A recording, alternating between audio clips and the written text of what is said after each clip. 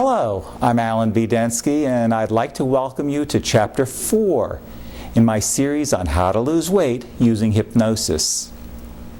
My goals in this series are to entertain you while I give you a set of tools that you can actually use to make rapid changes in your life and your lifestyle. So far in this series, we've learned that people have feelings in their stomach that they interpret as hunger. And when their stomach contracts in expectation of being fed, they feel hungry.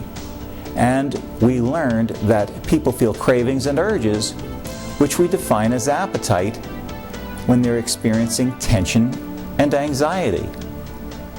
In Chapter 3, we talked about the urge to eat as a conditioned response. In other words, how you learned to associate food with other activities like watching TV. So when you sat down in front of the TV, you got cravings for food and felt a compulsion to eat. The information we've covered in this series so far applies essentially to everyone who has an eating disorder. However, in addition to what we've discussed, some people eat compulsively, and very often those compulsions are caused by an unconscious need to be overweight as a way to protect some part of themselves. Now, not everyone eats compulsively, so I'm going to cover compulsive eating in Chapter 5, the last chapter. Today we'll talk about motivation and how you can go about creating a mountain of it so that you can feel an urge to exercise, stick to eating good foods, and make any changes that you want to make in your life. Our motivation is based on what we believe, and as we all know, our beliefs are rarely based on reality. Instead, we believe things because of how we see them, how we hear them, how we feel them, and how we smell them. Recently, one of my appetite control clients, Susie, related an interesting story to me. She had taken her young daughter shopping for clothes and left her car in a parking garage. When she and her daughter went back to the garage to get the car and go home, they were accosted by a seedy-looking man. He told her that he had noticed her car and had been waiting for her to return. He said that he liked the car and that since she was obviously wealthy, he wanted her to give him the car as a present. I can't tell you what her first response was because I don't use that kind of language. Well, at least not in my videos. But the man wasn't deterred. He told her that he didn't want to see anything bad happen to the young girl. So Susie handed the keys to her beautiful new car over to the man and walked away quickly. So what happened to motivate Susie to do something that she would not normally feel motivated to do? Simple. The man got her to believe that what was most valuable to her, her daughter, would be in jeopardy unless she made an immediate change in her behavior. Similarly, if the man had motivated her to hand over her keys in a positive way, he could have done that because he could have gotten her to believe that what was most valuable to her would be enhanced if she made a change. For instance, if he could have gotten her to believe that he was really a multimillionaire in disguise and that if she gave him the keys to the car as a token of good faith, her daughter would win a full scholarship to a university, then that also would have motivated her to hand over the car keys.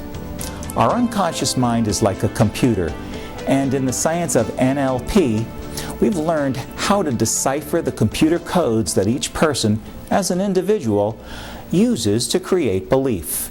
So there are very powerful NLP techniques that we can use to make you believe whatever you need to believe to feel motivated to make your desired changes. In other words, you can easily create a mountain of motivation to stick to a diet or to exercise and so forth. Both my Vaporize Your Appetite program and my Urge to Exercise program use very powerful NLP formulas for creating huge amounts of motivation. Have you ever felt good about yourself at any time in your life for any reason whatsoever?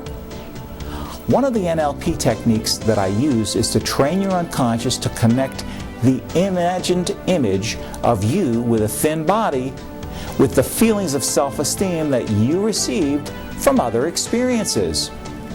And it doesn't matter where those feelings came from or even how long ago you felt them. For instance, as a young child, you might have won a sports competition and felt good about yourself because of it.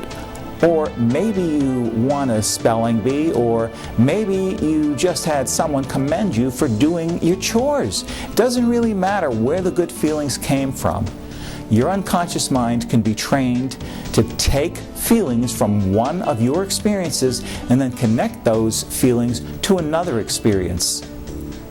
So in my programs, we train your unconscious mind to connect feelings of self-esteem to an imagined image of you with a thin body.